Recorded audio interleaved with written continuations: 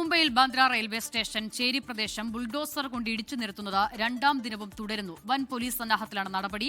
അനധികൃത കയ്യേറ്റം ഒഴിപ്പിക്കാൻ ഹൈക്കോടതി ഉത്തരവിട്ട സാഹചര്യത്തിലാണ് നടപടി. 5 ദിനം നീണ്ടു നിൽക്കുന്ന ചേരി ഒഴിപ്പിക്കലിന്റെ രണ്ടാം ദിവസമാണ് ഇന്ന്. 10 മണിയോടെ ബുൾഡോസറുകൾ ഇടിച്ചു നിരത്തി തുടങ്ങി. 500 കുടിലുകളാണ് നീക്കം ചെയ്യുന്നത്.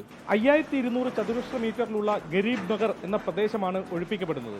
ബാന്ദ്ര റെയിൽവേ സ്റ്റേഷന് സമീപം വെസ്റ്റേൺ റെയിൽവേയുടെ ഭൂമിയാണിത്. 600 കോടിയോളം മൂല്യമുണ്ട്. കൃത്യമായ സർവേ നടത്തി അനർഹരെ കണ്ടെത്തി ഭൂമി ഒഴിപ്പിക്കണമെന്നാണ് കോടതി ഉത്തരവ്. എന്നാൽ അത് പൂർണ്ണമായി നടത്തിയിട്ടില്ലെന്ന് നാട്ടുകാർ ആരോപിക്കുന്നു.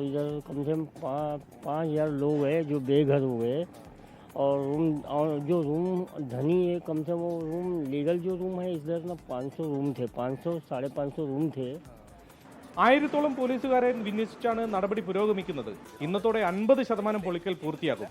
കൂടുതൽ പ്ലാറ്റ്ഫോമുകൾ, കൂടുതൽ ട്രെയിൻ തുടങ്ങി റെയിൽവേ സ്റ്റേഷൻ വികസനത്തിനായി ഈ ഭൂമി ഉപയോഗിക്കുമെന്നാണ് വെസ്റ്റേൺ റെയിൽവേ പറയുന്നത്.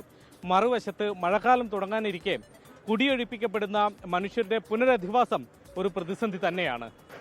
ബാന്ദ്രയിൽ നിന്നും വരുൺ വടശ്ശേരിക്കൊപ്പം ശ്രീനാഥ് ചന്ദ്രൻ, 24.